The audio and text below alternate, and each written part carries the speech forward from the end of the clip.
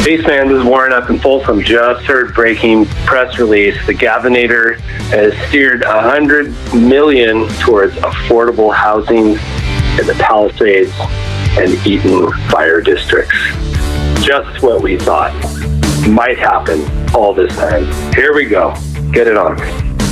You can leave us a message at 888-634-1744. Yeah.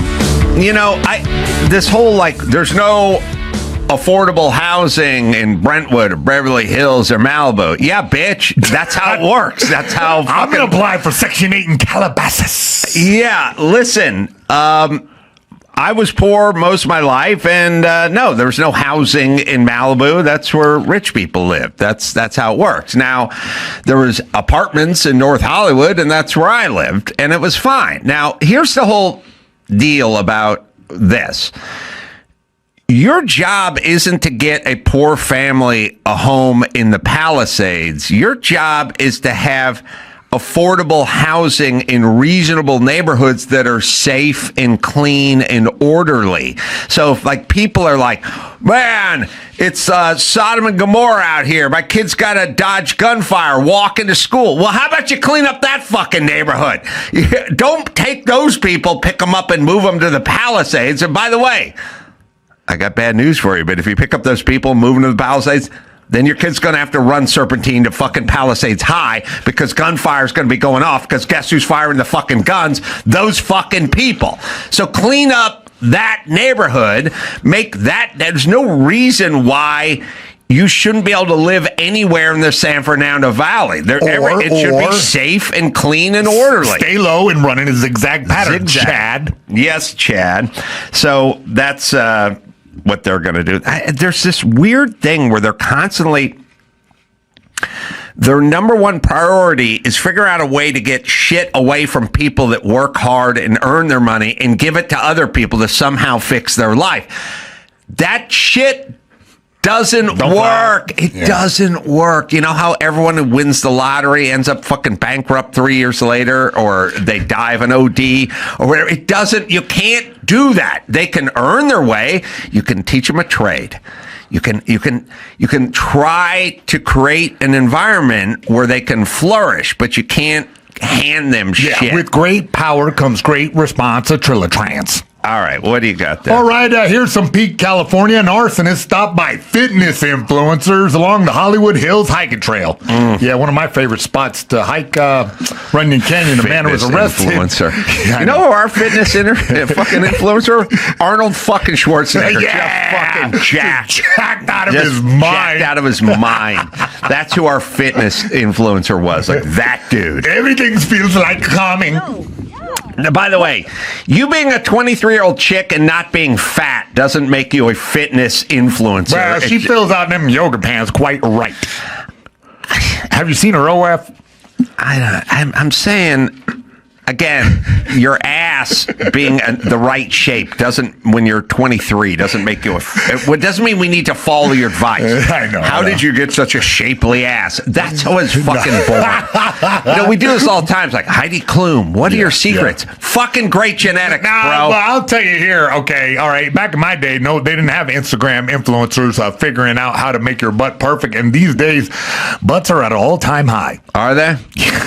You butt guy? I mean, I am, but you know what I mean? I dance around the subject in every direction. All right. Okay. All right. But I'm just saying, they caught him. He was caught in the... Wait, do we have footage? Yeah, we have some footage there. He's starting a fire. He literally got it going. Check him out.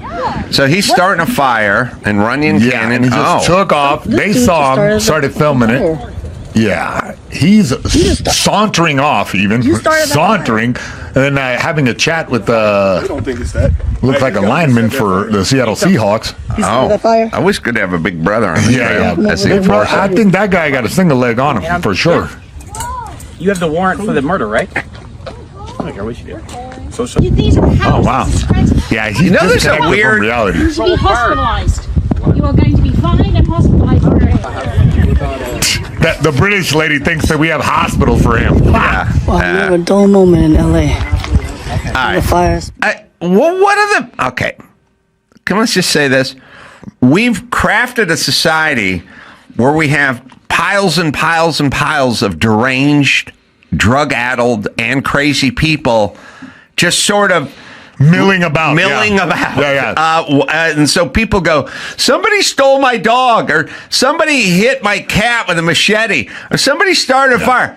Yeah, I don't know how else you think this is how else would this go? It's kind of countrywide. It's in Nashville. They had like these guys that were, they shove them out of the town, the bar town, but they're like sauntering around in the shadows all day. And it's kind of like a zombie apocalypse where all the zombies stay hidden in the shadows until the night comes out and then they run wild. It's a strange thing that we've become accustomed to, and it's interesting. It's kind of interesting. It's like when you see a guy with a really fat wife and you're thinking to yourself, man, you're in pretty good shape for a 56-year-old dude, but your fucking wife is huge, and you go, and then you think to yourself, how long have they been? I've been married for 27 years, and you go, your wife's so fat. And you think, how'd that happen? And then you go, oh, she gained 8 pounds a year for the last 20. But I'll tell you how it happened. Slowly. Yeah. Slowly. If you just went to bed with your bride and you just woke up with today's version of Lena Dunham, you'd be like, holy fuck, what the fuck? But if your bride just put on 7 pounds a year, you wouldn't even notice. For the last 21 years, every Christmas. Then here we are. 14, right. And 21. That's what we do with homelessness and junk and graffiti and failing schools and everything. It's real slow. It's real slow, and it just keeps happening. And eventually, you're just stepping over a homeless guy to pick up your mail versus, sleeping with this sow of a wife of yours. And listen, it's a two-way street. Guys get fat, too. It's the same thing. I'm trying to think. Here's a challenge for you. All right. You're a fitness expert. All right. I'm gonna put this up to the peanut gallery. I feel like I see skinny guys with fat chicks, and I feel like I see two fat people, the fat couple, skinny guy with fat chick, and I guess there's skinny guy with skinny gal with fat dude. Yep. What's more prevalent in the long marriage, like in the 20-year marriage department? Come on, man. Your old lady gets fat. That's just standard. You know what I mean? But the dude gets fat. Yeah. But his chick ain't skinny. 9 out of 10, unless he got some dollar bills, y'all. Okay, so I don't even know what you said. All right, but the point is this. Mayhem. I kind of like, you know what I like? I like the tacit agreement of we're both getting fat. I like that thing where it's like, it's just you go, look, I'm 63, you're 67. Do you really give a fuck? Yeah. And wouldn't you rather have ribs tonight than kale? And it's like, yep. Okay, so we're both just going to be fat, and no one's going to want to fuck us, and that's fine. The mutual assured destruction. And that's it. I understand that world. Yeah, I get it. Yeah, I feel like sometimes that's nice when I see a nice couple out to Huskies. I'm very happy for them. They're enjoying their food, ribs, sauce all over their face. Part of the sexuality. I think that it's good for them. I think America needs to chub up again. Oh, we're there. All right, so anyway, we have oodles of crazed people who walk amongst us, and they never go home, and they don't have a mortgage, and they don't need insurance, and they don't need anything other than to just sort of live. And then we get these weird random acts, like who's got the chainsaw and is cutting down all those trees in downtown? You know how long it takes to grow one of those trees? And that guy did it all in 30 seconds, cut down 14 trees. What? And then we do this weird thing. Who would do that? It's like, well, a crazy I'll posit person this would to do you. that. I'll posit this to you, all right? If we had to stay in this room, right? Schizophrenic guy sitting right there, okay? A scary gangbanger sitting right here, and you had to sit here, all right, for 9 months and eat bag of lunch. That was all you got. Just slop all the time. Prison. How long before you start acting weird? And what if somebody come up to you and, hey, I have this substance in my hand that will make you forget that you're here? drugs. Yeah. Oh, how long before Adam Carolla starts chopping down trees and lighting fires? Listen, first off, I would look forward to prison these days. I got a busy schedule. Number one. Number two, I'm not saying. Here's what I'm saying. I'm saying it's a factory. It's like not a bug. It's a feature, not a bug. I get. Listen, everything needs to work. Everything needs to be revamped and work. But what I'm saying is letting people stroll around the street with the machete and a load in their pants that's not the answer. Yeah, you're right. We need some other version of this. But like no hospital take them to. There's no, you know what I mean? There's like barely any jail space for all the other crimes that's going on. Well, look. Okay. First things first. We can dance around the symptoms, or we can go to the cause. The cause are fucked up, broken families. We need to focus on that. If everyone's last name was Gutenberg, we'd all have a sandwich in our belly and a song on our lips. And a seat at the kitchen table. And a seat at the kitchen table, because his mom, I don't know if you heard, I gave her a 9 in the sandwich department. I mean, sandwich-tastic.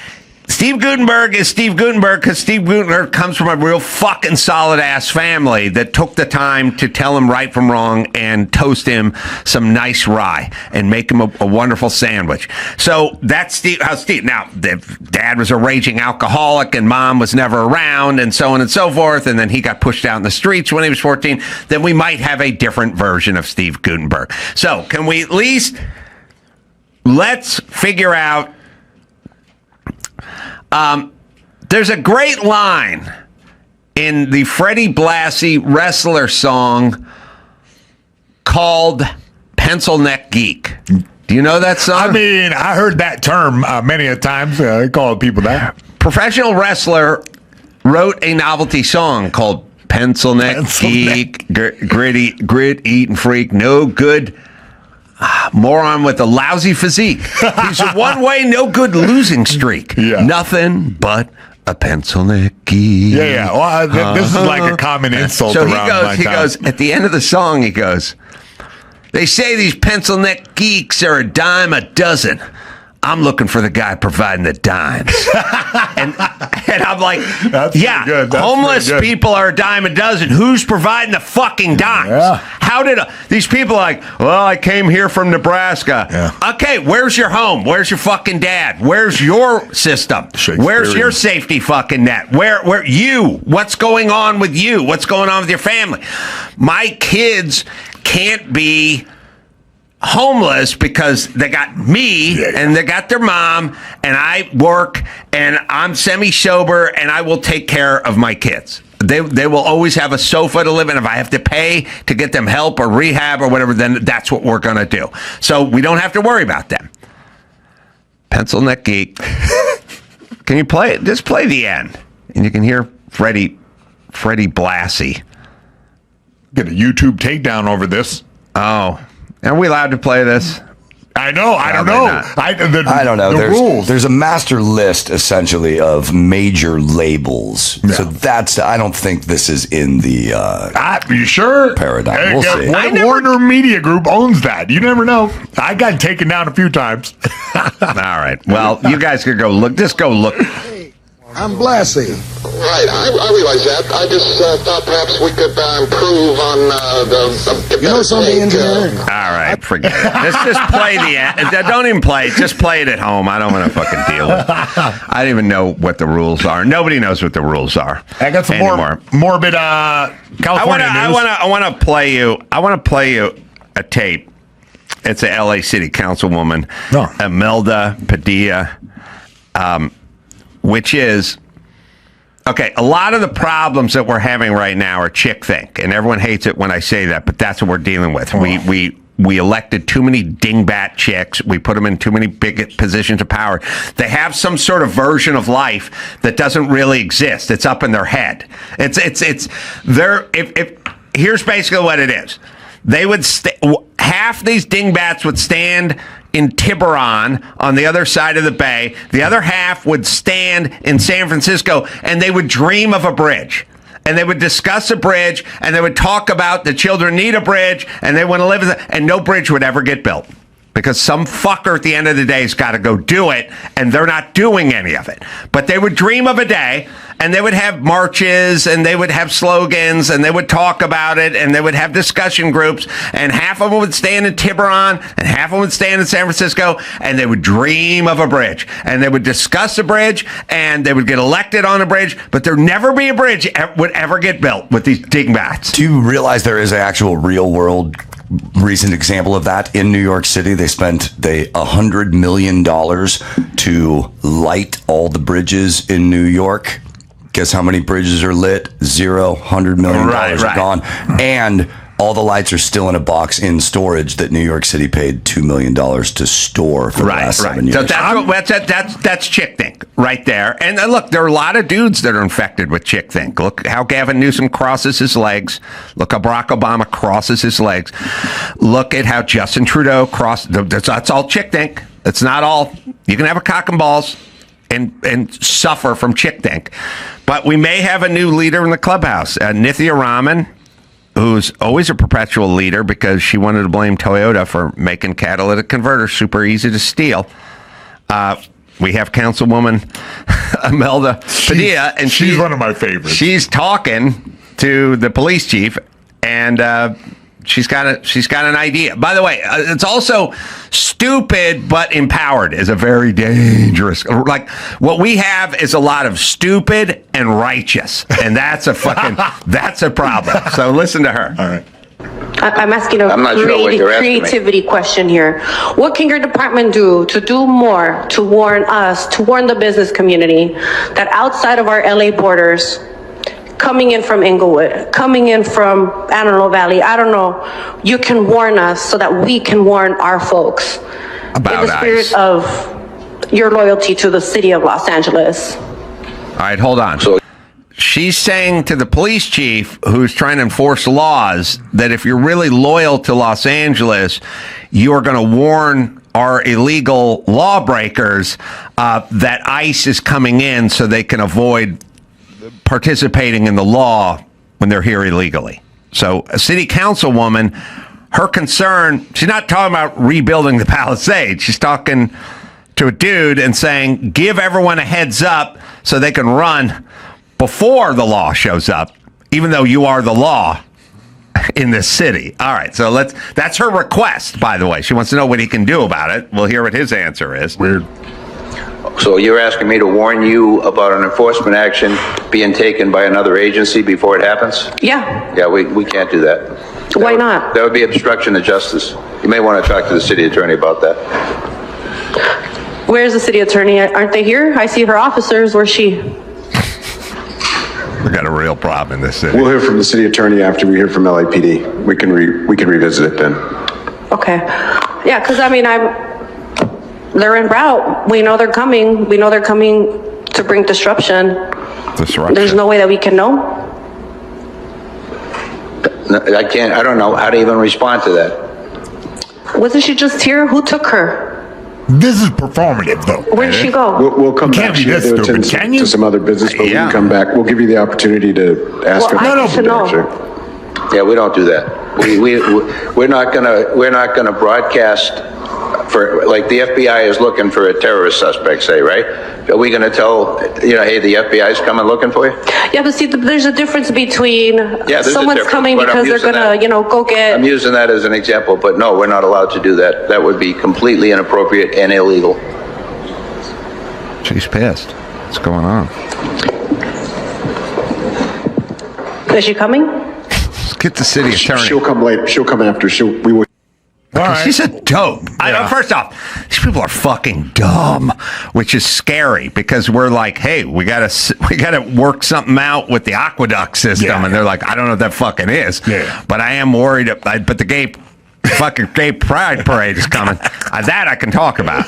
Listen. Here's the bottom line. I know no one likes it. They don't want to hear it. Once you get enough of these people, you're fucked because they're in charge. I mean, they're making policy and they're fucking dumb. And not only dumb, they want the opposite of everything you want. So it's a combo of dumb and wants the opposite of whatever you want. I want filled aqueducts and less street vendors. That's illegal street vendors with filled aqueducts. She wants no aqueducts and tons of street vendors, I guess.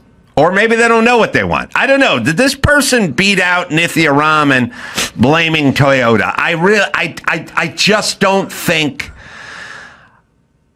I've learned that you cannot beat Steve Gutenberg's mom in the sandwich department, and I've learned you cannot beat Nithya Raman in the dingbat. Yeah.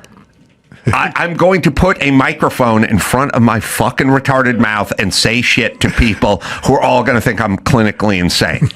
Department. I don't think you can. Blaming Toyota. I know, yeah. And also, not only blaming Toyota, sounding like a fucking imbecile while she's saying it. She's like, they make a thing that's super easier to steal than like a MacBook Pro. Okay, bitch, I don't know what you're saying. What is the suggestion? Well, then Toyota should pay. Okay, no one knows what the fuck you're talking about. You sound like a retarded person. I have no idea how you got to this position, but I will tell you, it's a critical mass thing. People go, how much of this can we absorb? And you know what I say? And I tell them, mayhem. I say, the ocean. The ocean is amazing. And it heals and it repairs and it can take almost everything you throw at it. You know, tanker spills and pollution and rivers of toxic waste just flowing, churning along. It just keeps churning, but eventually, eventually fish start floating to the top. Exactly. Eventually, yeah. And we can take a whole bunch of fucking dumb broads with horrible ideas and bad policy. We can keep it, but eventually, the tipping point comes. Eventually, we'll have so many fucking dingbats making so many bad ideas that the place may burn down. I know. Yes. It's something about empathy. Like if we have a team, we have to have somebody to slow the juggernauts down, right? Somebody. But now we hired all those whiny types to allegedly build bridges and tunnels and fix fires. They don't do anything but talk about the trans community and then get angry at the police chief. All right, let's do one more. What do you got? Or two more. Man. Give me a choice. All right, I'm going to give you a choice about a Burger King worker or an American Idol music boss getting murdered. Oh, yeah. That's a crazy story. First things first, they're murdered in a very nice part of this city, which is Encino. And not only that, they had a fortified castle around them and had gone to the security store about a previous break-in. Attempted, I should say. Yeah, so they're living in what I could see from looking at it in the neighborhood and sort of just eyeballing the square footage and that whole 9 yards. They're living in a $6 to $9 million home. Yeah, and it has a high wall around it. It has security cameras and put everywhere. The bars on the top, the spiky kind of bars. They spiked the top of the gate. They did everything. Here's kind of the bottom line. If I just said I'm going to hire an assassin to kill Mayhem. Be pretty simple. Just wait really somewhere outside the gym. You could go, I'm going to get a bulletproof vest and I'm going to look left and right after I leave my apartment or something. It's like, it's not really doable. Yeah. He's going to get you at some point. If somebody sends a torpedo, you know what I mean? It's fire and forget. Like, this kid's going to prison for it. Right. This is a... So Encino used to be a really nice neighborhood, and so did that part of the valley. And then crime started kind of... Something happened, and what happened in the last several years in this city, it happened with crime the same way it happened with homelessness. Crime, when you'd go to the inner city and you'd go to the barrio and you'd go to South Central, there's always bars on all the windows. And these are junker houses with these shitty bars. It's also kind of a weird thing where it's like, well, we live in a society where you're not in prison, but you have to sort of put bars. Yeah. Your kid will grow up staring out a window through bars. Yeah. Later on, maybe he'll see bars in his prison cell. Yeah. But either way, we live in that society. And those houses would always get robbed. But if you really think about it, what's in the poor guy's house. Yeah, no, yeah. Maybe How a flat much? screen, yeah. Maybe. Maybe. I mean, how much good stuff's in there? Kilo of cocaine. And the poor people also lived in Skid Row. Mm-hmm. And I always sort of thought to myself, if I was homeless, I'd go to fucking Santa Barbara and be homeless. I'd go homeless by the beach with the rich people. I would live in a nice, if I just said you're homeless, yeah, you can live wherever you want. Well, then I'd pick a nice neighborhood to live in. But the homeless lived in, Skid Row, and then they all robbed each other in the neighborhood, in the hood. And then at some point, the robbers and the homeless went, wait a minute. Why are we robbing the poor people where we live? They don't got shit in their house. Why don't we go to Encino? They have nice stuff there. And the homeless people went, wait up. Because I'll live in Encino too. What the fuck am I flopped around in South Central for? I'm going to Encino too. And they all went. And so now we have homeless in the nice neighborhoods. And then we have crime in the nice neighborhoods. And the real problem with when you're in a nice neighborhood like Encino, or you're in a nice neighborhood like Hancock Park, you can get back to the barrio real fucking fast from the nice neighborhood. You know what I mean? Yeah. You want to be, if you're on top of some hill deep in Malibu or something, then where are you going? It's going to take a long time to get back in the hood. It's going to take you a half hour just to be in Calabasas with the Kardashians. And that's kind of what you want. But Encino's had like a lot of break-ins and, just they weird, say scary that this stuff. could have been sort of random. He jumped the fence and kind of laid in wait for 30 minutes. Well, the guy broke into the house. Mm-hmm. The alarm went off. Our neighbor saw it, and they called the cops. Yes. This is the sad part. The cops showed up, and the cops were like, we can't get into the house because it's fortified. Yeah. And they weren't going crazy over the fence into the shrub like the 22-year-old gunman did. Yes. So they came to the house while the gunman was in the house. Yeah. Before the couple came home. Yes. And then they probably hit the buzzer a few times, and then they left. And then the couple came home and were shot dead by the guy who broke in their house, which is tragic, but it's even more tragic that the fucking cops were there before they got there. Yeah, I know. Yeah. But what would you want? Like, would the cops jump the fence and do a sweep? I had the cops jump the fence. I was in a towel, but I was drinking. Yeah, okay. So you caught me. I did have the cops jump over a fence and come into my house. You were pretty pissed, right? No, because the reason it was a faulty alarm, but I wasn't pissed because the alarm went off. I wasn't aware the alarm went off, and they were responding to the alarm. Yeah. So I'm not. First off, fuck everyone that gets annoyed. Yeah. Fuck you. These people. And I'll tell you who these people are. They're the people where you order a sectional sofa, right? You order it, you pay for it, and then at some point, 6 weeks later, there's a moving van, a cube van with the thing, and it's being delivered, right? And right at that time, your ex-wife or this person, could be a roommate or whoever, the person that lives in the house with you, they come pulling up the driveway, and the cube truck that's got the sectional sofa in it's being dropped off is blocking them.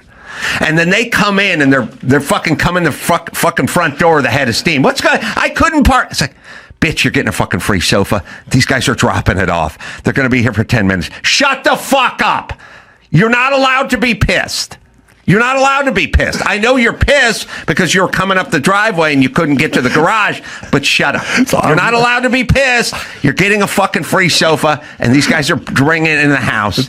So shut up. Shut up. It's very specific. No, I've run into this my entire life. Shut up. You're not allowed to be pissed. This is on you. This is timing. You're getting a free sofa. My alarm went off. Cops are banging on my door. I answer the fucking door, and there are 4 of them standing there. It was on TMZ, and I'm like, huh? And it's like, the alarm went up, and I'm not allowed to be pissed. I don't care. I was drinking wine. I was watching Sports Center, but I'm not allowed to be pissed because they're doing their job, just like the furniture guy. Yeah, well, this guy didn't, they didn't do the job. I don't know.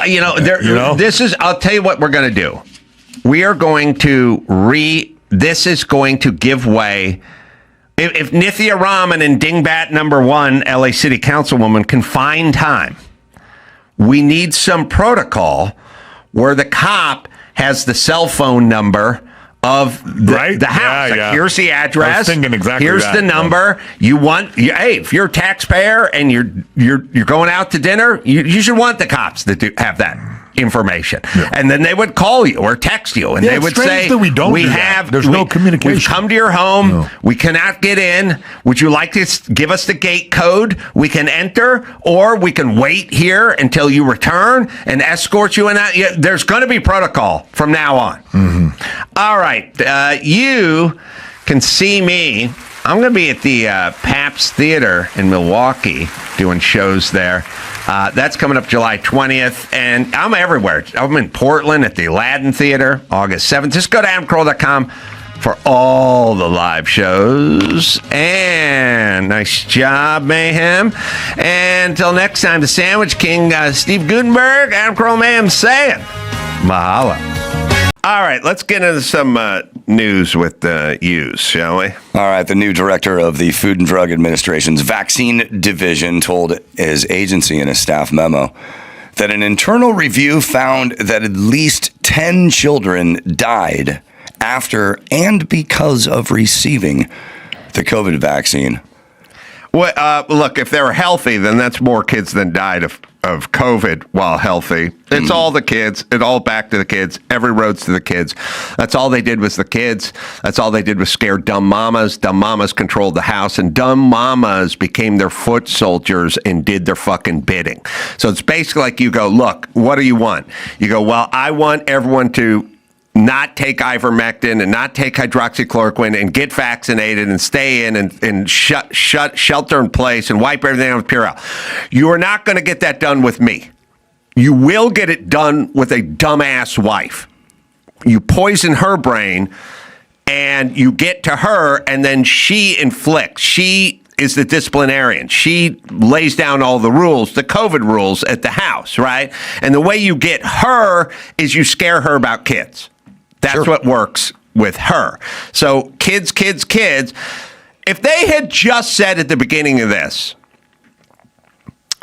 it doesn't really appear to harm healthy kids. It just doesn't. It just doesn't seem to have, it's like maybe a flu or a cold to a healthy young person. So it doesn't really seem to affect kids. It would have been a totally different trajectory. We wouldn't have shut the schools down. We wouldn't have shut society down. If they had told us what they knew about kids, then we would have gone a different direction. But they never did. They never did. They wouldn't, because they held that. They guarded that information, and they guarded that information because once you let the kids off the danger hook, like if you said, it doesn't appear to really be dangerous to healthy kids, then every mom in the world would have stopped enforcing all the retarded edicts they put before her.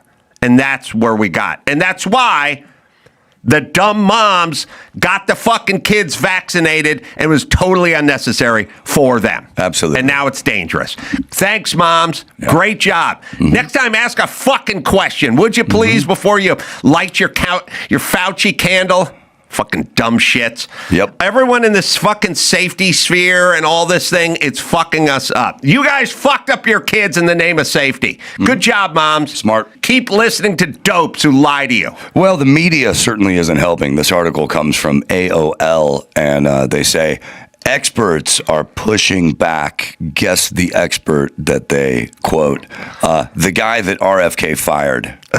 He's the expert that is pushing back. Your expert titles are null and void because all your experts were wrong all throughout COVID. Right. And all my experts were right that you pulled off the internet. He says, this memo conveys a very troubling mixture of misrepresentation and lies. The climate within the agency is incredibly toxic right now. the agency that you got fired from. Yeah. By the way, Jack White, Hall of Fame with the White Stripes. Yeah. Is there one fucking Jack White Stripes song we know other than that one? Who gets into fucking one that might ring a bell, but I couldn't think of it. Who gets into the Hall of Fame with one fucking song? I don't know. Somebody who's sitting on the nominating committee. Aha. Also, I think it's the chick drummer thing. I think they like that. They do. They do. This article goes on. I got to share this with you too. Kennedy, an anti-vaccine activist, has downplayed the benefits of it. It's like, come on, guys. No one's going to take you seriously anymore. Listen. Except for moms who are scared. Well, listen. He's for vaccines you need and against vaccines you don't need. He's not an anti-vaccine activist. I'm not getting a vaccine for malaria, and neither are my kids. Does that make me anti-vaccine, or does it just mean they're not going to get malaria, so it's not worth whatever risk comes along with the vaccine?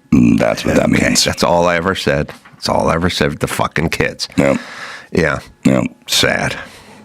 Well, Trump said retard on social media over the weekend. Referring to Minnesota Governor Tim Walz as a retard. I'm very glad that. Listen, I'm not going to call myself the Harriet Tubman or the Rosa Parks of retard. Mm-hmm. But when the chips were stacked against me about 10, 15 years ago, and everyone's trying to put a ban on retard, and they said you got to sit in the back of the short bus. You were front of the bus. I said on that. nope. I said fuck right off. That's one of my favorite words, and it's the most applicable to so many people I talk to. Absolutely. I was on stage. It's applicable to Tim Walz. I know. Go on. I was on stage with Todd Glass, I think the comedian. Mm-hmm. Who's a wonderful guy. Loves to beat me up, even though I played his charity. I love when people do. Anyway, he's a fucking unfunny douche. But we're on stage at the Improv, and he was telling me I couldn't use the word retard on stage, and I just went, "Yeah, I can." Yeah. And he's like, "No, you can't." I love it when stand-ups police the language of other stand-ups. It's so fucking awesome. But anyway, I never, look. There was some tough sledding for a while. I know. But I stood my ground. I stood my retard ground. And we're all better for it. Thank you. Well, there's blowback and backlash because he used the word retard. A senator in Indiana who has a daughter with Down syndrome was very upset, and he says that he's not going to vote for redistricting in Indiana because Donald Trump said the word retard. Not for any reason worth merit. Retard should have also this thing where it's like, I have a child. Oh, fuck off with your fucking child. Yeah. Who gives a fuck, you narcissist douchebags? Everyone's got a child with some shit going on, so shut up. Well, basically, this was just an opportunity for him to act on the feelings he already had. Well, he's going to take a narcissistic stance. Of course. Right. Yeah. All right. Listen, advance. I just think it's forward. Hilarious. The president of the United States called the former running mate in the last election a retard or retarded. I enjoy it. That's amazing. Here's the thing. Advance is advance and retard is retard. Yes. It's all a timing thing. Yes. It has to do with cars. You take your distributor and you could advance the timing or you can retard the timing. By the way to pass a smog is to retard the timing, and then you can advance it a little once you get your smog certificate. That's what I tell my friends. Right? Whenever I call them retarded, I'm just saying, look, your timing's off. That's all I'm saying.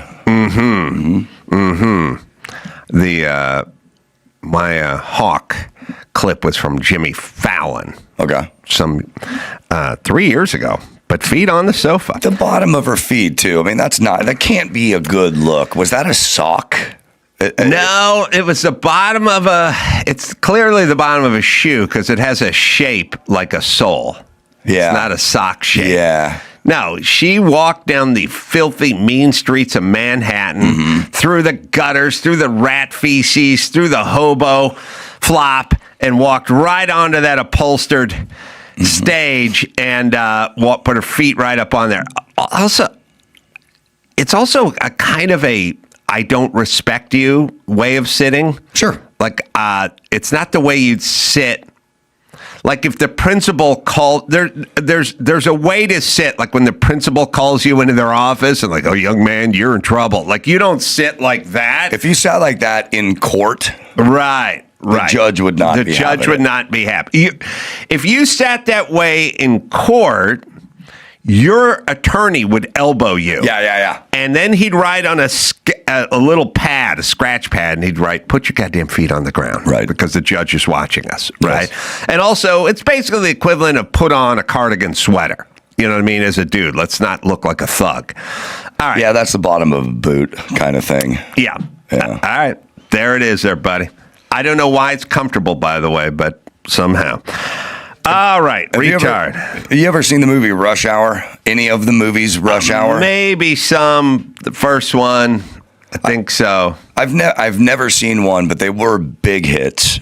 They were big hits. Apparently, President Trump spoke with Paramount head David Ellison, whose father is Larry Ellison, the billionaire co-founder of Oracle. And apparently he professed his love for Rush Hour. And now Rush Hour's coming back. It doesn't say that everybody's signed on to it, but nobody's fighting against it. But forget about Rush Hour. What's more important, buried deep in the article, is it turns out that President Trump is a huge fan of the Jean-Claude Van Damme classic Bloodsport. Oh, really? Now, if we can get a remake of Bloodsport, well, I'm down. Listen, let's start with Time Cop, all right? And then we go to Bad Ronald. It's high time we had a Bad Ronald remake. Scott Jacoby's not been doing anything for like 47 years. We can get him to play the dad this time. He'll come back. All I know is I remember I have a faint memory of being backstage at this happens to me every once in a while. To the best of my knowledge, I've never met Chris Tucker. To the best of my knowledge. Okay. I was doing a show in like San Antonio, and it was like a thing where sometimes you play these venues where they'll have like two venues in the same place. And I think I was doing like Copper Blues or something like that, where they got music in one. Well, there's thing and then comedy in another. Yeah, I was doing the bar. I was doing there's a lot of those, and then there's the ones where like the Indian Casino, or like when I was there, and we're there for Atlantic City, and Leno was playing the 2,000-seater, and I was playing the 1,000-seater underneath it, or something like that. It was one of those situations, and then like I came off stage, and Chris Tucker came off stage, and he was like in his room. It wasn't a dressing room. It was like a big room with two doors, you know, and he was in there, and he was with his people and his whatever. And I finished my show, and I was walking off stage, and somebody went, "Well, Chris Tucker's in there," you know, and I went, "Oh, I've never met Chris Tucker before," and they said, "Well, you should go say hi to Chris Tucker," and then I was like, I don't know. It doesn't work. It never works out, right? And I was like, yeah, say hi to Chris Tucker. When it was you're never going to see the guy again. Go say hi to him. You guys just walked off stage, you know, a couple comedians, a couple legendary comedians. Go say hi to them, whatever. And I was like, yeah, you think you okay? And I remember like I opened the door, and he was in there wearing like an all-white pleather suit, like white boots and white belt, and the full Eddie Murphy, you know, stand-up leather suit, and he had his like posse all like behind him, and he was like sort of in the middle of the story, And they were kind of, oh yeah, they were yes manning him all the way. And I opened the door, and it was like the needle on the record, you know. It was like, may we dance with your date? No, it was like Otis, my main man. I like opened the door, and everyone just kind of looked at me and went, and they just went, huh? And I went, oh yeah, my bad. And I closed the door, and they got right back to talking. And I was like, I knew it. That's on me, right? Should have known. And then that's the thing. Number one, you can't go against your instincts. But number two, it's like when you plan a trip and you know that if everything goes right, you're going to land and you're going to have an hour to watch football and then take a nap. As soon as you speak that thing, as soon as you speak the goodness that could happen, you are eliminating it from the possibilities in your life. But here's the thing, Dawson. I don't know, less than a year ago, Mike August walks in here and he goes, oh, you got tickets to UFC? I go, yeah. And he goes, why don't you ask Costner to go with you? Sure. And I go, no, come on, leave the guy alone, Mike. Because you downplayed it. Don't bother Kevin Costner. Yeah, in your mind, there was no way that could happen. Call Kevin Costner and ask him if he wants to go watch UFC with you. I go, no, come on. He's gonna get angry. Leave him alone. You know, and he's on the fucking set somewhere. Right. He's not gonna. And I call Kevin, next thing you know, we're going to the UFC together. So see, it works.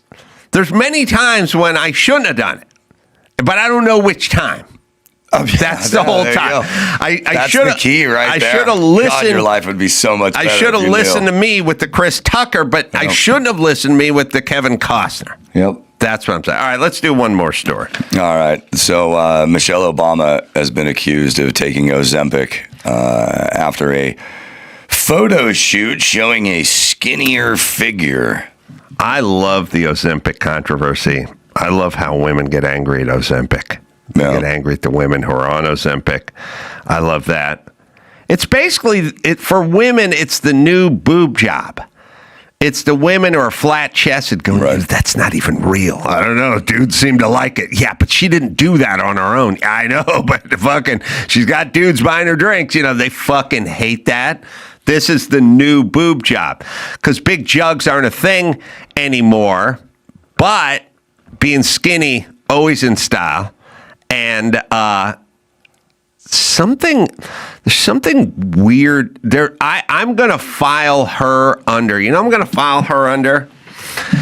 I'm going to put Michelle Obama in the Gavin Newsom category in that you can say, well, who's this person and who's that person? Like you go, well, who's Donald Trump? He's in a hurry, he's blustery, he's a blowhard, he's confident, he wants to get shit done. Okay. You know, whatever. You go, who's that guy? Okay. And then you can kind of go, well, who's Bernie Sanders? And he goes, well, he's kind of a fucking hippie, kibbutz, commune, kind of fucking Russian apologist, but he wants everyone to fucking have everything. I mean, he still likes his three houses, but whatever. It's like a Muppet. Fine. Like, who's Al Gore? Well, he's going to talk about the environment. And then you go, well, who's Michelle Obama and who's Gavin Newsom? And I go, I have no fucking idea. Angry, weird, sociopathic, seem to be some sort of creation that's just trying to figure out what's most popular all the time, complaining about everything and never doing anything, like totally ineffective on everything, saying nonsensical things like, hey, don't touch my hair. You know, you wish you touched my hair. It's like, no one wants to touch your hair. Clearly angry, racist, pandering, and weird, but I don't know who they are. You know what I mean? Like, I know who Bernie Sanders is, and I know who... You go, Donald Trump, Bernie Sanders, the two... I know who Bill Maher is. You know, like, I know who these people are. I really don't know who she is, other than she seems angry and a malcontent. We do have Burt Reynolds doing one of her speeches. Oh, we got to hear this.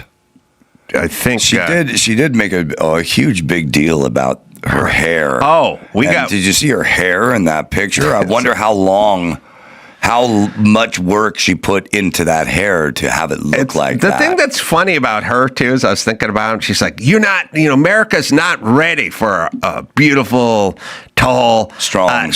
It's like, we had Diana Ross in like 1967. We liked her a lot. Our hair comes out. All right, hold on. All right, this is Burt Reynolds. You know, I like to put the voice of Burt Reynolds over Gavin Newsom, but we've put it over Michelle Obama talking about her hair. Let me explain something to white people. Our hair comes out of our head naturally in a curly pattern, so when we're straightening it to follow your beauty standards, we are trapped by the straightness.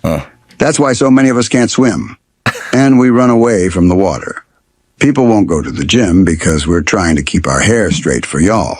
It is exhausting, and it's so expensive, and it takes up so much time. Braids are for y'all, so we can work harder and focus on the work. So why do we need an act of law to tell white folks to get out of our hair? Don't tell me how to wear my hair. Don't wonder about it. Don't touch it. Just don't. Just don't. Don't. By the way, in terms of wondering about shit, sorry, bitch. You can't control the wondering part. I wonder about everything all the fucking time. She's literally saying, don't touch my hair. Don't wonder about my hair. Don't talk about my hair. But she's talking about her hair. Right. But that's a supreme, insane narcissist that you're dealing with right there. Yeah. So something's wrong with her. I never get why you think Obama would go, listen, I fucking hate this country, and I'm racist as shit, too. I hate white people as well, but reel it in, bitch. I got to go out and fucking, you're all over the internet, people calling you a fucking racist and a douchebag and a narcissist all the time. Like, just fucking reel it in a little bit. You know what I mean? Do something about some program for the kids or something. You know, stop fucking talking about yourself all the time. And people wondering about your hair or wanting. By the way, this thing was like, don't come up and touch my. Could you get within 9 feet of her to touch her hair before Secret Service tackled you to the ground? And who's touched her hair? No, I tried to walk up to Carlos Santana at the Bay Area Music Awards 20 years ago, and I nearly got tackled. Oh, really? I can't imagine what would happen. You're riding like a 7-beer buzz. Right, yeah. Hey, I'm going to go talk to Carlos. Carlos is like one of the only Hispanics with a jerry curl. Yes. So I do want to touch his hair. What? That's what they... Santana now... Crosby from Crosby, Stills and Nash. I don't know if I wanted to touch what was left of his hair, but I don't know. But Carlos Santana, oh yeah, yeah.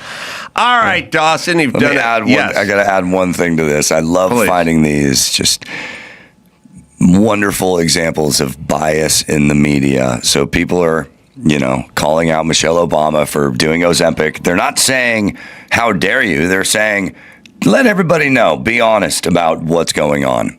Well, it says in this article, the public health advocate, Michelle Obama, the public health advocate's sudden weight loss sparked unfounded speculation. I love when they do unfounded. Unfounded. Well, actually, no. If you lose weight rapidly and then do a photo shoot with your brand new skinny body, I don't think that's unfounded. Well, the other thing about speculation, as we talk about all the time, by nature, it is unfounded. I don't know. It's called speculation. Yeah. It's called speculation. Now, spectators, let's see. What were the guys who went and looked for the gold? Prospectors and spectators. Spectating is like, here's what I think, but it doesn't mean it happened. But none of it is unfounded. It's like when they go, when they used to write all the Trump articles, and they go, Trump claims he won the election falsely. Yeah. No, it's here. Trump is claiming he won the election. I'm claiming I saw Bigfoot. The false or the non-false, that's not part of the story. Right. I claim I saw a ghost. Right? Mm-hmm.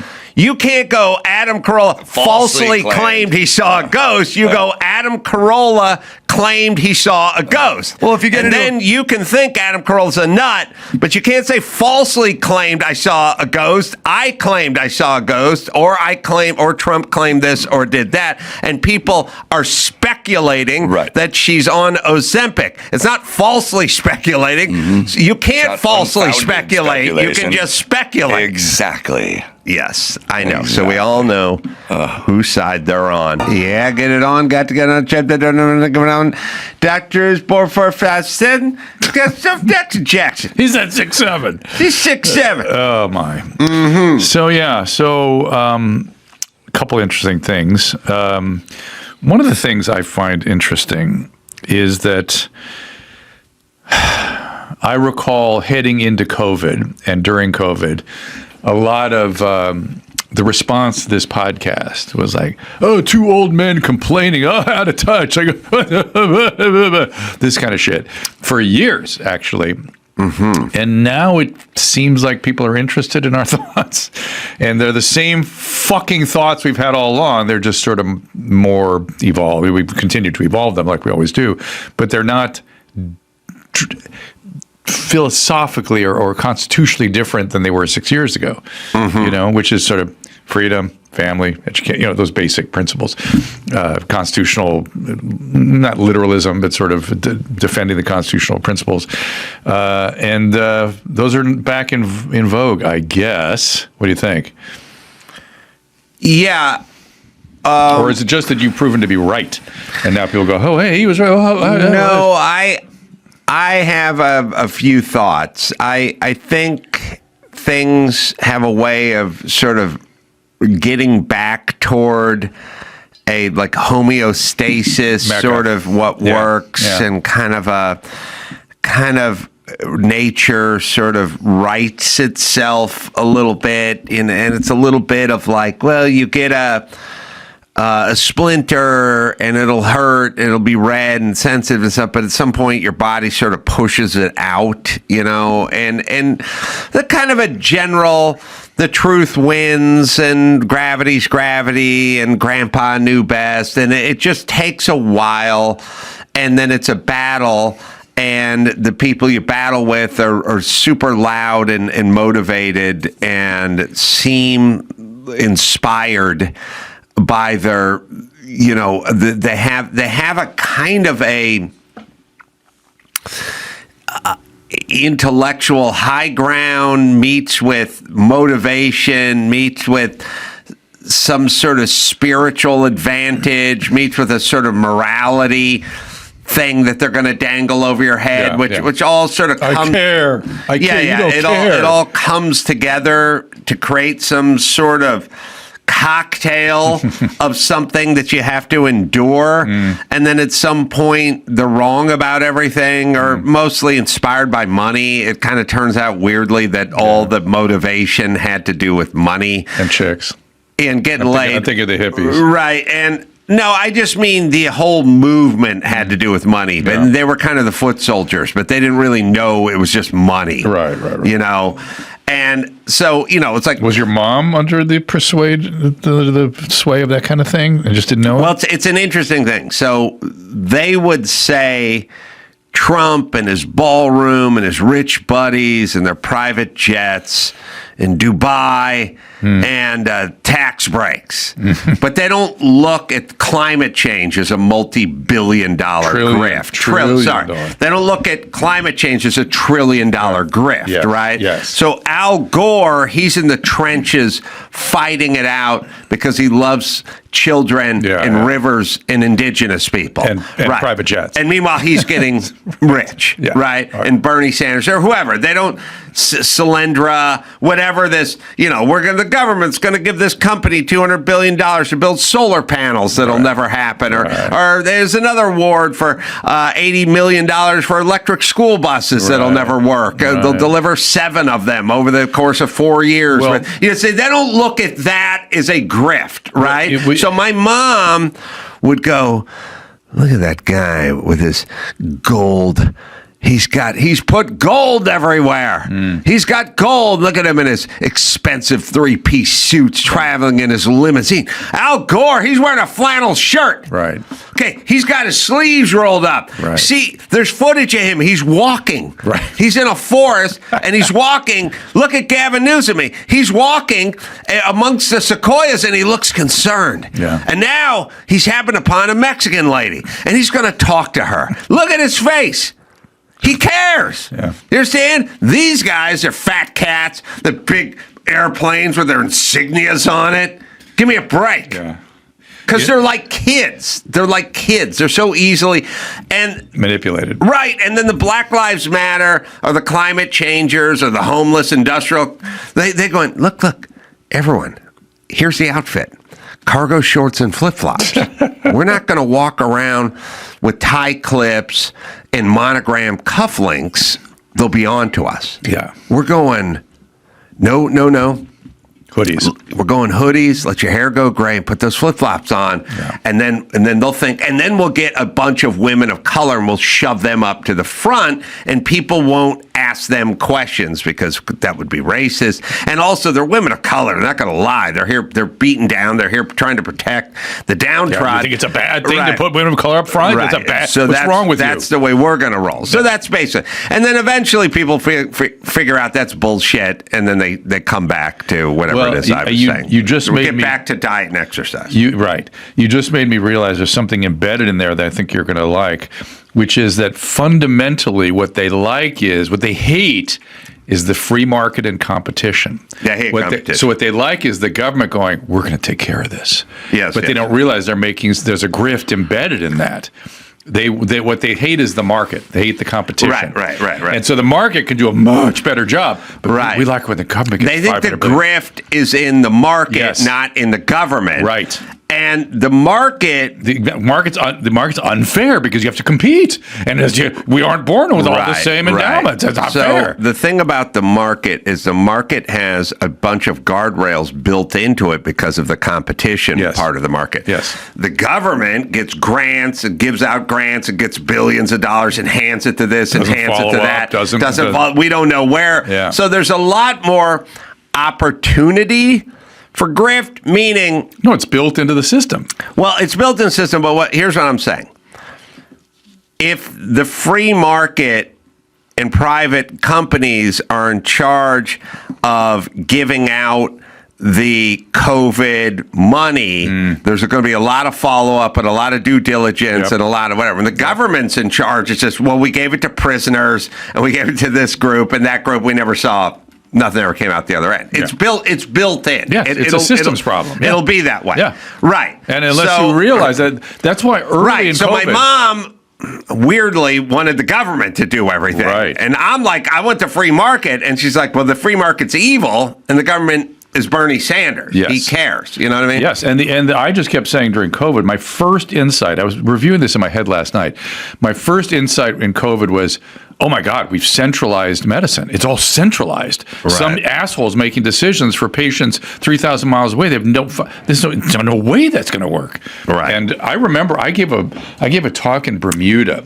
We got postponed 2 years because of COVID. Right. And I made this case, and the room was like, like, what are you gasping about? What are you clutching your pearls for? It's a terrible idea. What if we centralized plastic surgeries? Right. I mean, imagine that. You think those surgeons would sit still for that for 2 seconds? It's unbelievable. So now the latest one. And listen, here's the only way this is going to work. I'm put the air on. Okay. You turned it off? No, I just turned it down. It was cold when I walked in. You all right? It's on 70. It's on 71. I'm like heated. Something's because you're me. animated, but don't ram the seat into the TV set just because you're warm. Apologies. All right, listen. Yeah. I was reading that Snap's going to run out, and 40 million people are going to go. 40 million. 40 million. Okay, listen to me, everybody. This whole thing of like 40 million people are going to go hungry. First off, those 40 million people average an extra 40 pounds on them over the average working American. If you took the average person that's on SNAP getting free food and the average person that gets no free food from the government, the average female who gets no free food from the government is 146 pounds. The average SNAP recipient is 211 pounds. So this is it a food? This is our case I know. First off, we talk about going hungry. Nobody could benefit from a nice fast more than the SNAP recipients. It's meal food. What do they call it? Food insecurity. It's food insecurity. It's food insecurity. It's food insecurity. Is there one person that's not going to eat? No. Is there anyone's going to go hungry? Same thing with healthcare, man. I Right. keep saying it. There's like nobody's going to get refused healthcare ever in this country. Right. I don't care who you are, you're going to get it. So the greatest is Newsom sent out a tweet, and he was talking about access to food. I love the access part. I'm enamored with They don't the have bank access. accounts. They don't have access to banks. They don't have access. They have access. Everyone has access to food. I have access to food every single day. And so does everyone who works here, except for the government doesn't give it to me. I have to go get it. But I also have access to a car. Right. But the government doesn't give it to me, and a home, and building stuff from Home Depot. Right. I have access to it, but the government does not give me decking material. So Newsom says that was the response to that. Donald Trump is literally dancing in Asia while 40 million people lose access to food. Yeah. And I wrote back, they should explore the possibility of getting their own food. How was the response? I see 8,000. It's a little. 5 years ago, people would have been screaming at me that I wanted kids Oh to, my God, you've been canceled. Whatever. Now they're sort of waking up that this is fucking nonsense and these people are fat. And by the way, why is 20% of this country getting free food? That's the part that I was and what's astonished. attractive about it, and why do you want more of it? And I was thinking about, like, how are those people doing? I'm sure they're not good. Yeah, not good. Mandami, I was thinking about today, like, he's weeping for his aunt, her job, and I said, what? I wrote this morning. I was like, when did having a pussy lead us? Like, when did having pussies lead us? When did that become attractive? Well, you know what I mean? Like, why are we attracted? Katy Perry thinks it's attractive. Right. This guy is a soft. Well, he's lying, but he's lying. Okay, what's he doing? He's crying. Newsom, we're talking about. Oh, Mandami, I beg your pardon. I was having trouble following you. Pardon me. It's too hot in here. Yeah. Mandami is crying about his aunt who can't use the subway. Yeah. Okay. He is not. Now, that woman doesn't exist, so he's lying. Yeah. But he's crying. He's fake crying because he feels that'll be attractive. Yeah. Why is that attractive? Why is having a soft leader? I just told everyone we got fucked by COVID because we had soft. Why is it attractive? Whether you're a football team or scoutmaster or general, why do we want a pussy leading us? Why? And it's not rhetorical, meaning he's done the math. Yeah. He's realized that being a pussy gets you more votes than being tough and competent and confident. Yeah. So being a pussy gets more votes than being a competent leader. Yes. So what happened? When did it happen, and why? Well, I think we're going to spend this episode and the next episode talking about this. And it's some people have fashioned it under the heading of gynofascism. Mm-hmm. That the great feminization, however you want to frame it, this thing that Adam's been talking about for 20 years. I feel like, by the way, I have this weird... And it's 28 years, by the way, but go ahead. I have this weird feeling.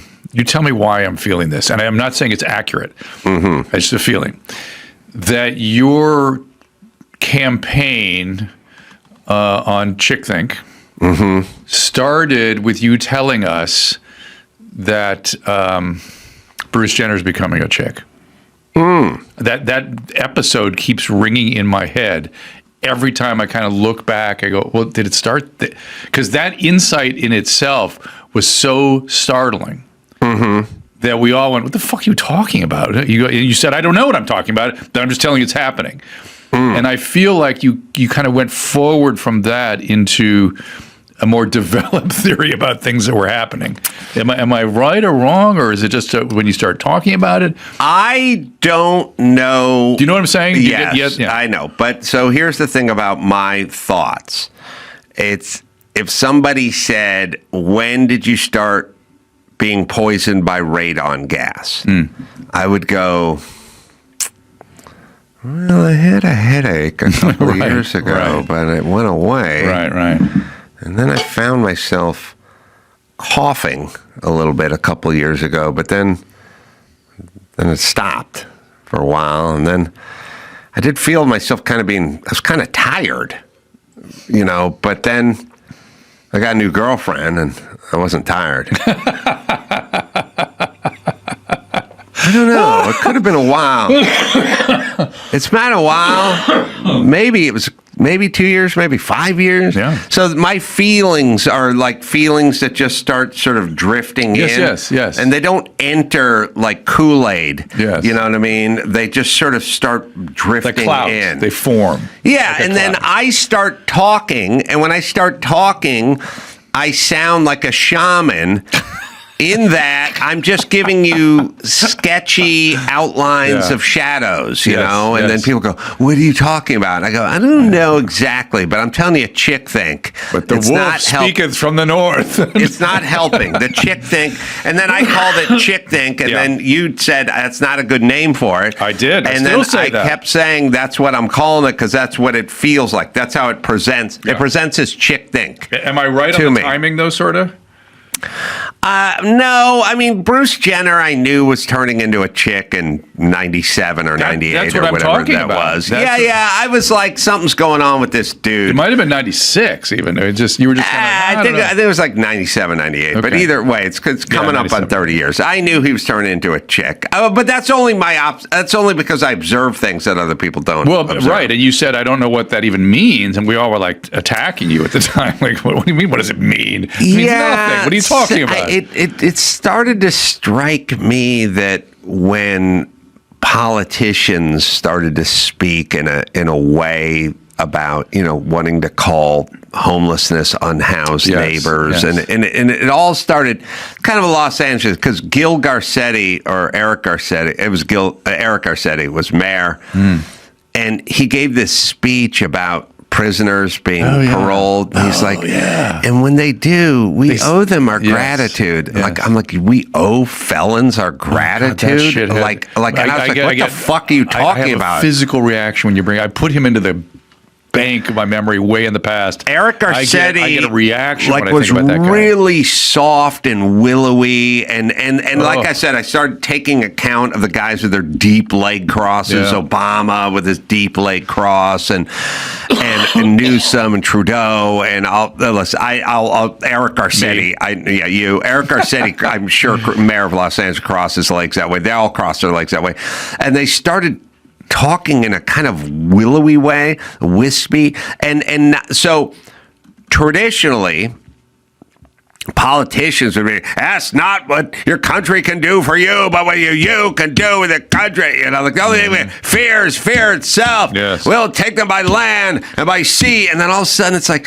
when our unhoused neighbors are paroled, we owe them a debt of gratitude. Yes. And it's like, what the fuck happened to you? Well, it sounds like your mother, your grandmother. Right. And then I was like, when did this become attractive? Because the thing about the politicians is, they lick their finger and they put it in the ear, in the air, and they figure out which way the wind's blowing. They don't start talking that way. They figure there's enough chicks that want to hear that, and then they start talking that way. So somebody wants it. I even would argue, sort of in the Mark Chankisi school of thought, which is things kind of come up from the bottom. I don't know who Mark. He's a cognitive psychologist, worth following on X. Good guy. He's a physicist. He became a cognitive psychologist, and he keeps saying things really start from the bottom up. And so I remember seeing it going, oh, these guys are behaving like that because they want to get laid. And that's what the girls are seeing. Getting laid and getting elected are essentially the same thing. That's a big insight. All right, we'll listen to Zoran. He's becoming emotional because it's hot. Who's not saying? Anyway, couldn't ride the subway for 4 weeks. I want to use this moment to speak to the Muslims of New York City. Now he's emotional. A lot of head nodding. I want to speak to the memory of my aunt. Who never existed? Yeah, but he's very emotional about Who it. stopped taking the subway after September 11th because she did not feel safe in her hijab. What a society we've built. I want to use this moment to speak to the Muslims of New York. First off, I don't know why his whole thing is I got to speak to the Muslims. And also it's this thing of like, as a Muslim, you hide in the shadows. Like for a guy who's scared, you certainly never fucking stop talking about it ever. Do you? You know what I mean? Like, is there any hiding in the shadows? As a gay man, as a gay Muslim, it's like, okay, Jesus Christ, are you scared? Yeah, he's a fucking retard. But anyway, the point is that pussy's attractive. Yeah. And that's scary. All right, we'll take a quick break. Find Eric Garcetti giving a speech about welcoming back convicts and owing them our gratitude. Gratitude. All right. That thing's 10 years old. We'll be right back after this. Well, according to the National Institutes of Health, 30 million men in the U.S. deal with erectile dysfunction, more common than sleep disturbances. And yeah, it can screw with things. It can screw with your emotional well-being. Good news is HIMS makes getting treatment very simple. No clinic visits, no waiting rooms, no pharmacy, 100% online. Get personalized prescription options, and HIMS has trusted generics that cost up to 95% less than the big brand names. Not cookie cutter. They actually put your health and goals first. As real medical providers, real results, and real analysis. Think of HIMS as your digital front door, getting you back to your old self. Look, this biology is common, and the solutions are available. There's no reason you shouldn't take advantage of it. All the expert care, none of the hassle, right, Daphne? To get simple online access to personalized, affordable care for ED, hair loss, weight loss, and more, visit hims.com/ADS. That's hims.com/ADS for your free online visit. hims.com/ADS. Actual price will depend on product and subscription plan. Featured products include compound drug products, which the FDA does not approve or verify for safety, effectiveness, or quality. Prescription required. See website for details, restrictions, and important safety information. So, hey, Garcetti, pussies, attractive. He used to do a press conference every night at 5 o'clock during COVID. And if you remember the content, every night it was like, hide under your bed. You kill your grandparents. Yeah. I thought, you're killing young people. You shut the fuck up. Stop it. And you wanted to know those COVID years, why I called everyone a pussy and a coward and never stopped. Did I say yes, that? You did. You did not like the pejorative part of me telling everyone, get under your bed, pussy. Okay. So, but I didn't try to stop you or anything, did I? Well, I want to assess my own role in this. No. Apologies where I can. No. By the way, look for reason to apologize, everybody. I want to apologize to the extent that I didn't support it, but I don't think I got in the way of it. Well, how are you going to get in the way of it? But the point is this.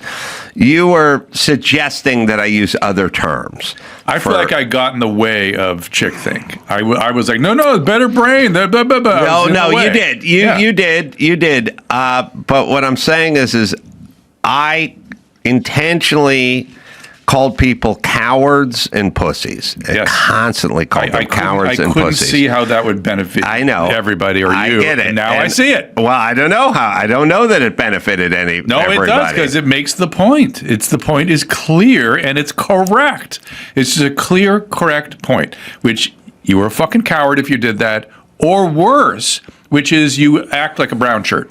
You're not just a coward, but you became an SS member. Okay. Right. Yes. All right. We see you now. I see you. Yes. I get who everybody is. Yes. And so I would lay out all the time, Gavin Newsom doesn't care about COVID. He's not scared of COVID. He doesn't act like he's scared about COVID. He doesn't wear a mask. He goes to the football game. He goes to the French Laundry.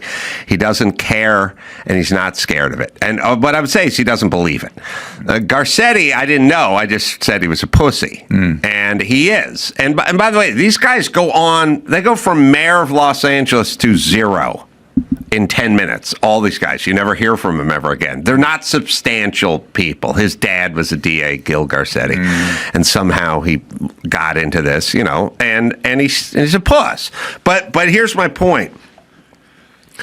Whether it's Mamdani or Garcetti, why is being a pussy attractive? And the answer is it's somehow linked to chick think, and they like it, and then it's also linked to a certain amount of men who think like chicks, who may just be trying to get laid. I don't know, but it may also have to do with plastics in the brain and low T and whatever else. But there's tons of pussy dudes and tons of chicks, and they're like-minded, and they vote for these people, and then shit falls apart, and then things need to be restored and corrected. And so we're kind of in the restore and correct as shit is falling apart phase of our society. Now, argument is I don't get why it has to fall apart all the time. Why can't we just move forward and keep going? But it can't, because we have too much chick think and too much pussy dude think who thinks like chicks. Or again,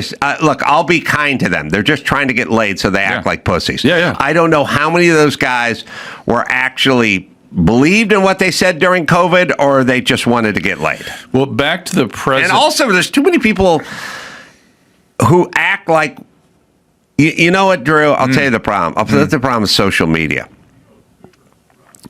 All of Hollywood is a popularity contest. Correct. So that's all Hollywood is, right? Yeah. And so Hollywood guys, because it's nothing but a popularity contest, are going to all say the same thing about COVID, let's say, or Black Lives Matter, or Biden, or whatever, DEI, you name the thing, climate change. All right, they're all going to be on the same side of climate change, the same side of COVID, same side of very intricate, nuanced science and or events that have as much pro as there is con, and maybe more con than there is pro, but they're all going to be on one side of it. Right. Even though there's many scientists who would tell you about COVID and have alternative viewpoints, and same with climate change. I mean, they just... Bill Gates just came out with climate today. Oh, we got to do more to prevent and less to stop, or whatever. Just today did. We got to get back to poverty, fighting poverty. Don't worry. So climate change is a real issue, but we're not worried about it. I think what he's saying is, look, build seawalls. Don't try to stop internal combustion engines. You know what I mean? Like, be practical about this. Which is what, of course, I've always said. Yes. But anyway, it's a popularity contest. That's Hollywood. And now there's social media. So everything's a popularity contest. So then when something like COVID comes along, then everyone who's in a popularity contest follows suit accordingly. I am in an accuracy contest, not a popularity contest. That's and if more of you looked at yourself as being involved with an accuracy contest versus a popularity contest, then we would have a better society. Agreed. And Mondami, the one thing he's zeroed into, I mean, he's mostly championing stuff that the old white female they likes. scrubbed that video, huh? It's funny when they scrub Garcetti's video. Interesting. All right, I will read it, even though the way the font comes up here in this black with this thing, I don't know if we can ever fix that, Andrew. Sometimes you can type up here. Oh, it's the cut and the paste part, but there it is. No one needs a second chance more urgently than our formerly incarcerated sisters and brothers. Wow. Yeah, cons you talking about are formerly incarcerated. And New Roads to Second Chances gives people a chance to rebuild their lives through the dignity of work. Merrick Garcetti said, yes, this is not the quote. The quote is, we owe them our gratitude. But you can see the way he's going. Yes, later on he says, I know, but that's why I kept saying our gratitude. When they let them out, they paid their debt to society, and we, as a society, owe them our gratitude for paying their debt. Burning down a gas station 4 years earlier, or stabbing an elderly person on the subway. But we owe them a debt of gratitude. Right. Now, that's Eric Garcetti. Now, he's a pussy, and now he's banished.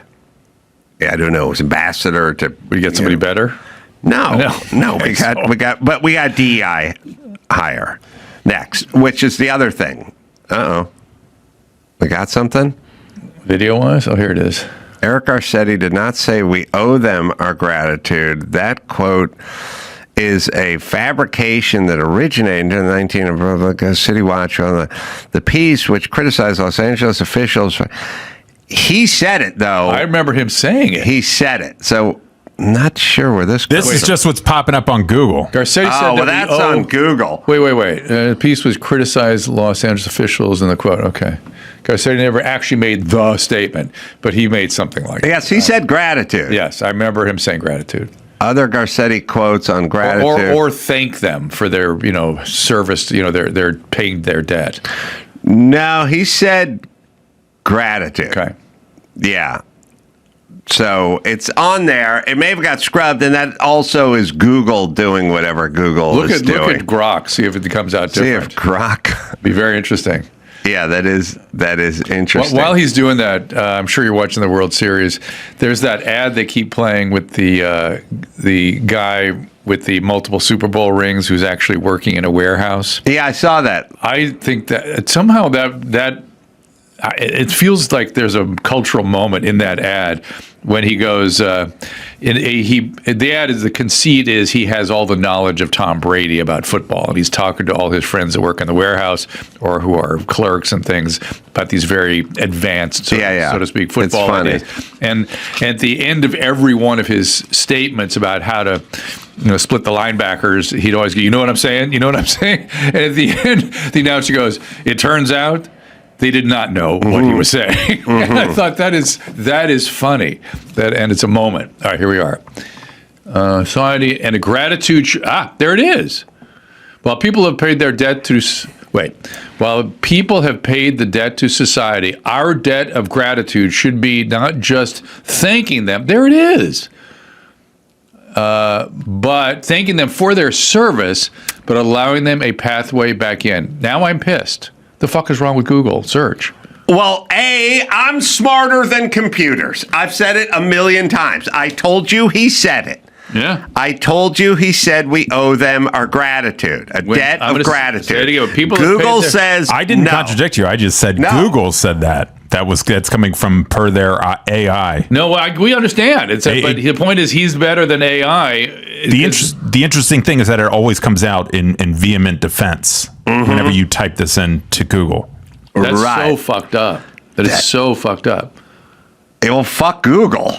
Because you won't get the truth. And by the way, if you're arguing with, Bald Brian, he'll go, Google, see? Or he'll say this is false because Google says it is. Shut up, Drew. Why do you do that? Why do you do that? Because people will say. No, he won't. No, he'll Google it. He'll show it to you, and he'll go, see, and then he'll walk away. Yes. He won't say this is false. Why do you always do that, Drew? Because Why I'm can't worried. you just go with what it was? Because I had to fuck with your jokes. I know. Well, not jokes, examples. But that's how it would work. Okay, so but that's how anybody would do it. They would Google it. They'd go, see, it was just a thing. And then they'd make you think you were wrong. But aren't you afraid that somebody will then Google this and Google will defend it, saying that's false, this Grok posting is false. And what point is I don't want people to do that. All right, quiet. You know what you're talking about. Right. I know what you're saying, but you never get the point. The point is this. There is no audio of this because I've heard, why has the audio been scrubbed? Yeah. That's what I'm saying. See what Grok says. He's looking for the video through Grok. Mm-hmm. It's not. Ooh. Is that it? But it's interesting that Google said no. And Google just said what? This is formally. This was quoted by somebody on the right, and therefore it's wrong. Right. All right. This is interesting. All right. Here's an audio clip of it. There is? Is that what they're saying? Well, I've heard an audio clip of it. There it is. All right. Holy shit. Yeah, but we don't have it. You're just saying it's there, right? It's on KFI. I heard it. Yeah, no, I know. Here it is. Here we go. He's got the link. All right. Hopefully. No, I think it's been next scrubbed. Show. I think it's been scrubbed. This might be for the next show. Yeah, for the next show. Deep dive. We'll do the deep dive. But all right, Google, I'm interested in this because I knew it existed because I heard it. If they don't have it up there, see if they can dig it out somewhere. All right, I'm going to be at Flappers tonight here in Burbank doing stand-up, and then I'm going to be in Boston at the Wilbur Theater, which is beautiful. That'll be November 6th, 7th, Buffalo, New York, Electric City. Duluth. Oh, with Megan Kelly. Yeah. Go to adamcarolla.com for all the live shows. What do you got, Drew? Dr.com. Check out Ask Dr. Drew Tuesday and Thursday at 2 Pacific and Wednesday at 4. So, till next time, Adam Carolla for Dr. Drew saying mahalo. In the doc, I got so much to get into. It gets right out of the gate like an action movie getting out of the gate with a car chase scene or something. With the whole, go ahead and just vape away. Nicotine is not. Yeah, I don't care. I don't smoke pot. So for the record. the flying the Air France jetliner Right at the beginning. I mean, it just grabs you and pulls you in right at the beginning because it's this great recreation. It's you and your fiance. Yeah. You're flying to Europe or back from Europe. Actually, my wife by that point. Oh, yeah. Yeah, Wife by we're that coming point. back from the honeymoon. Yeah. Right. Donna. And back in the day when there were rules, but not too many rules for celebrities, and people sort of trusted people, and you were getting loaded on the plane. Sure. And you get up to the galley there, and the navigator comes out of the cockpit, recognizes you. Yeah. Next thing you know, you're in the cockpit. Says the captain wants to meet you. Right. And then they want to take photos. Right. And then I'm like, let me put your jacket on so it looks cooler, you know? Right. And The pilot's jacket. then he hands me his pilot's cap. Right. And then he's standing, and I see his empty seat, and I'm like, do you mind? And he's like, the pilot seat. Yeah, but of course, Mr. Sheen. And I sit down, and then I'm kind of, we're all just, the first officer, pilot's behind me standing. I'm in his seat. I'm in the pilot's seat, and I just casually say, "Is George flying the plane?" I knew enough about it to know that's the international thing for autopilot. And how many drinks would you say you've had at that point in the flight? Yeah, 8. Okay, like 8 shots, but over like 3 hours. Yeah, listen, so they're kind of spaced out a little bit. You're talking to me. You're not talking to Mark Carrico. It's like 8 shots. Right. You can do a show. You can fly a plane. Right. So, but what was such a trip is when I asked if George was flying the plane, he just reaches up and flips a switch and says, "Not anymore." So you got the yoke. And yeah. And at first, I didn't do anything with it. I was just hands on it, Mm-hmm. And then I looked at both of them, and I was just kind of like gave a shrug, like, will this next thing be okay? And they gave me a thumbs up, Right. And the adjustments were so minute. They were just microscopic. But you're flying the plane just for like a minute. Right. It's like 68 seconds. But then what was a trip is when I pulled back on it and I could feel us doing rising. Yeah, and it was, but then they were seeing that this, could go other places. Right. And he just reaches up and just flick. Puts autopilot George back on, yeah. Right. And then you could feel this thing just settle back into what it knew it was supposed to be doing, Yeah, it's right at the top of episode 1, right. And it really just kind of pulls you in. I think so. And it's very, it's a great illustration of substance mixed with a kind of lifestyle, mixed with a kind of mixed with a kind of a privilege, that you get to fly a plane. Sure. Mixed with like a little bit of a bygone era, even though it's not that long ago. But this is kind of stuff you got to do. There was a Nick Cage incident on the plane that I thought was pretty compelling as well. That was nuts. Yeah. That was nuts. And what's interesting is in the doc where you see Nick telling the story on Letterman, right? Yes. And and that was the first time I'd ever seen Nick telling the story on Letterman was in the doc. Oh, okay. So I didn't know that he'd ever told it. Uh-huh. And so when Renz puts us side by side with that quote, this is your captain, I'm not feeling well, I'm losing control of the aircraft, right? It's identical as though we planned it. Right. And we didn't. Right. So it's true. Yes, our stories match verbatim. Well, you guys were flying to San Francisco? We were, yeah. It was Frisco or Vegas? It was Frisco. Yeah, I think it was Frisco, according to the doc. And now I don't know what you guys were doing in Frisco. We were going up there. We wanted to watch Apocalypse in Francis Coppola, his uncle, one of his houses or his main house, because he had a screening room with a great sound setup. Because he's a descendant related to exactly, yeah, Coppola, which is his real name. Well, yeah, you guys sort of have the weird switcheroo sort of, right? Yeah, with the last name. Yeah, and so that was the plan. Mm-hmm. And somehow on the way there, it turned into that thing. But it wasn't that thing before the. So just for people who haven't seen it, okay, he liked to party. Yeah, I mean, not like me. Right. But when the two of us came together the first time, it's almost like we were strangely like looking for each other or looking for the experience that the other could provide. Yeah, and also, I mean, to be fair to him, I mean, I know it's a semantics thing, but he liked to party and you like to poison. Like, there's a thing where, like, people want to party, but what you weren't doing is partying. You went beyond the party. Oh yeah, I guess is what I'm saying. Yeah, I was trying to get to a place and stay there. Right. He wanted to party, but his partying was always just booze. Uh-huh. So he never did drugs. Right. Until the two of us wound up in the same boat one night, So he went and had drinks and then went and grabbed the blower, the intercom. Yes. On the flight. Is that slang for it? Is it a blower? I love that. I like that. But it had already been established, like Eddie B and Phil and Carrie, we'd already done a silly little act for the benefit of the passengers. Oh. So we were, because they still had that curtain separating. Right. So we'd pull the curtain back with the mic right. and say something really goofy and get a couple laughs. Right. And people were into it, right? Sort of like early Southwest when they do a little shtick up there. Exactly. Right. And so, and everybody thought it was harmless. And yeah, these guys are hammered, but they're it's completely right. Everything's under control. Right. And then the blower winds up within Cage's grip.